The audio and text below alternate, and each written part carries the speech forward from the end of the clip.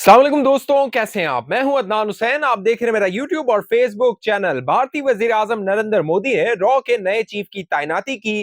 पराग जैन को नया रॉ का चीफ बनाया गया, लेकिन पराग जैन के मनसब संभालते ही अमेरिका में बड़ी गिरफ्तारी हो गई है। अमेरिका से खबर आ रही है कि निकल गुप्ता नामी रॉ का एजेंट गिरफ्तार हुआ और उसने सनसनीखेज इंकशाफात कर दिए हैं। निकल गुप्ता ने बताया है कि किस तरह खालिस्तान तहरीक के रहनुमाओं को अमेरिका में टारगेट किलिंग का प्रोग्राम था। बाकायदा भारत के अंदर बैठे हुए रॉ के जो अफसरान थे, उन्होंने टास्क दिए इन एजेंट्स को कि अमेरिका के अंदर खालिस्तान तहरीक के सिख रहनुमाओं को कत्ल किया जाए। अब पराग जैन, जिसके बारे में बताया जाता है कि नरेंद्र मोदी ने पाकिस्तान के खिलाफ जो ऑपरेशन सिंदूर किया, उसका मास्टरमाइंड यानी ब्रेन बिहाइंड जो ऑपरेशन सिंदूर है, वो पराग जैन को कहा जाता है। पराग जैन 1989 में आईपीएस अफसर बना। उसके बाद से वो पुलिस अफसर में बतौर अफसर तरक्की करता गया और रॉ के अंदर वो शामिल हो गया और अब वो रॉ का सरबराह बन गया है। उसे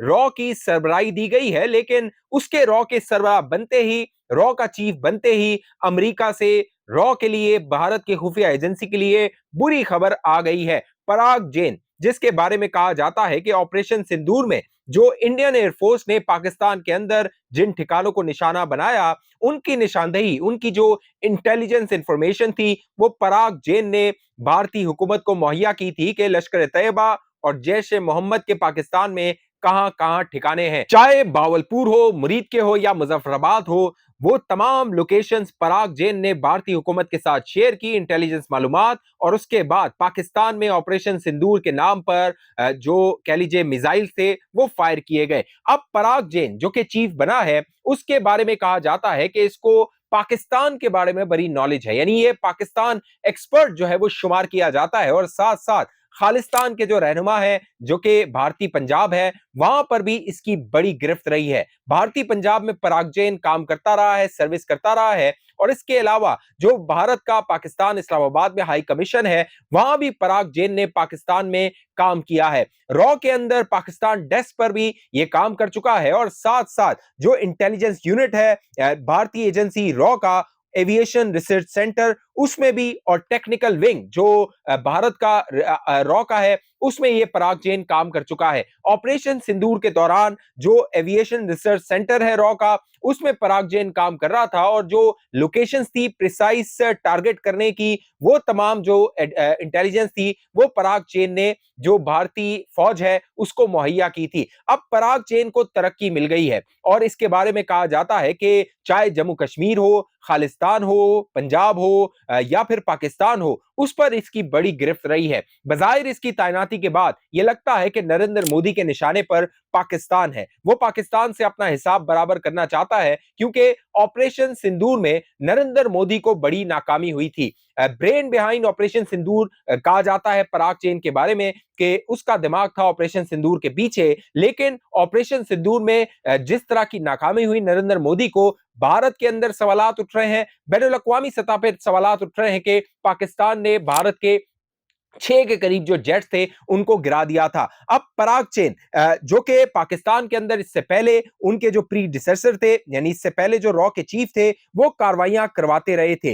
रवि सिन्हा जो कि 2 साल तक रॉ के चीफ रहे, जून 2023 में उनको, रवि सिन्हा को रॉ का चीफ बनाया गया था और अब 2 साल के लिए पराग जैन को रॉ का चीफ बनाया गया है। गुज़िश्ता 2 सालों में रवि सिन्हा ने पाकिस्तान के अंदर मुख्तलिफ दहशतगर्दी कार्रवाई की। नामालूम अफराद, जिनको कहा जाता था रॉ के एजेंट जो होते थे पाकिस्तान में, ये कार्रवाइयां करते थे। और खास तौर पे वो तमाम अफराद जो कि जैश ए मोहम्मद या लश्कर तैयबा से एफिलिएटेड होते थे, उनको मुख्तलिफ कार्रवाइयों में निशाना बनाया जाता था, उनकी टारगेट किलिंग की जाती थी। जो पराग जैन है, उसके बारे में बताया जाता है कि पराग जैन जब पाकिस्तान में जो हाई कमीशन है इंडिया का, वहां पर जब काम कर रहा था, तो उसने पूरा एक रॉ का नेटवर्क बनाया था जो कि पाकिस्तान में ऑपरेट कर रहा था। और जो रॉ भारत की एजेंसी है, उसके लिए पाकिस्तान में दहशतगर्दी कार्रवाइयां हो, फाइनेंसिंग हो या फिर टारगेट किलिंग हो, वो तमाम जो वारदातें थी, वो ये पाकिस्तान में कर रहे थे। खास तौर पे पाकिस्तान में जो इनका टारगेट होता था,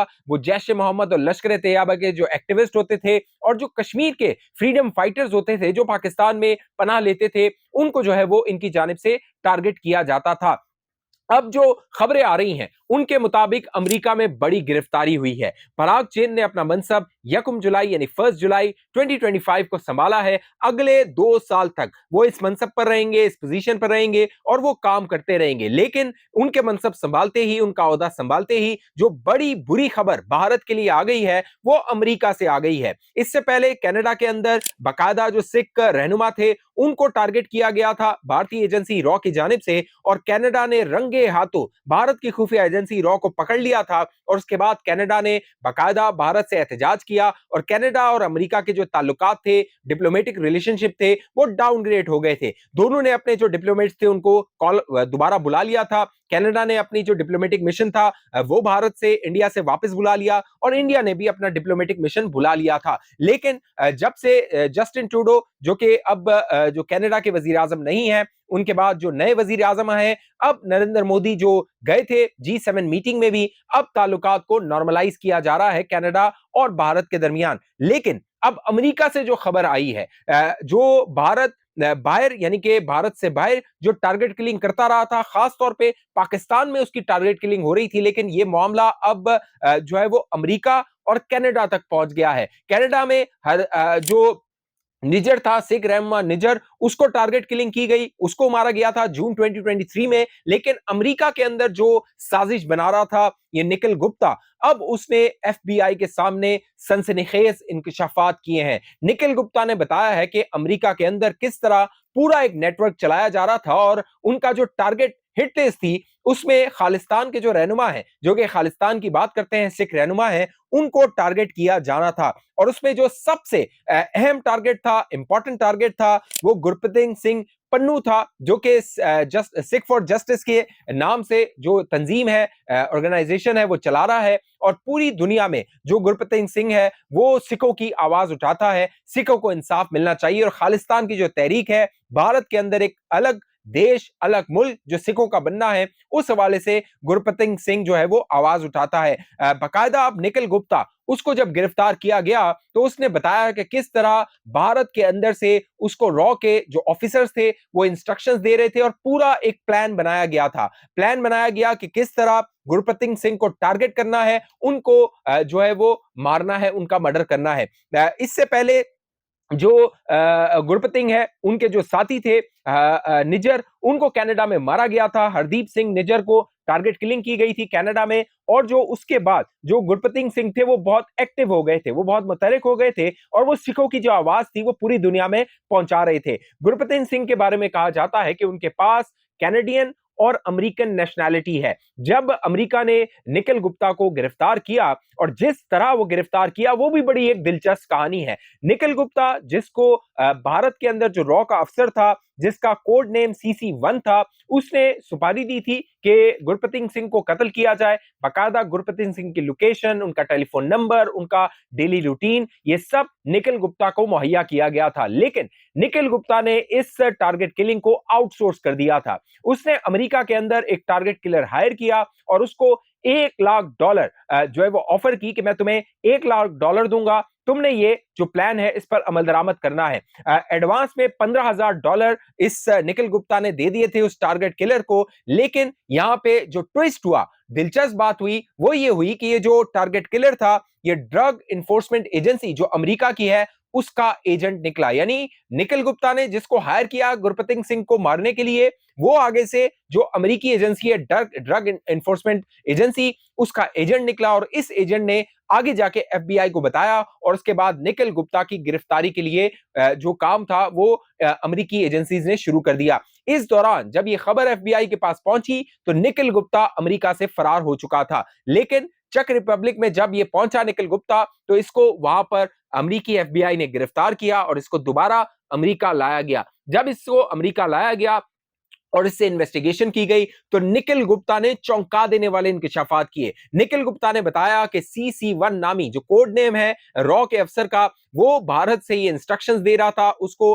पैसा दे रहा था, लोकेशंस दे रहा था, सारी जो इंफॉर्मेशन थी वो दे रहा था। और गुरप्रीत सिंह पन्नू जो है उसकी टारगेट किलिंग करनी थी। तो रॉ के जो नए चीफ आए हैं पराग जैन, उनके आते ही भारतीय जो रॉ है इंटेलिजेंस एजेंसी है उसको बड़े चैलेंज का सामना करना पड़ेगा। अब देखना है जिस तरह इनके प्रीडिसेसर थे उन्होंने जो पाकिस्तान के अंदर कार्रवाइयां की, रवि सिन्हा ने, क्या जो कह लीजिए जो पराग जैन है वो इसी तरह इस रॉ की जो एजेंसी है इसको आगे लेकर जाते हैं, पाकिस्तान के खिलाफ कार्रवाइयां करते हैं, अमेरिका में, यूरोप में, कनाडा में जो सिख तंजीमें हैं खालिस्तान की जो बात करती हैं उनके रहनुमाओं को टारगेट करते हैं। पराग चेन से बड़ी उम्मीदें वाबस्ता की जा रही हैं। इंडिया का जो मीडिया है, भारतीय जो गोदी मीडिया है, वो उनके बड़े कसीदे पढ़ रहा है, उनकी तारीफें कर रहा है, लेकिन मुझे ये लगता है कि पराग चेन के बारे में जितना कुछ कहा जा रहा है उसका जो हशर होगा वही वही होगा जो कि ऑपरेशन सिंदूर का हुआ था। क्योंकि पराग जैन के बारे में कहा जा रहा है कि पराग जैन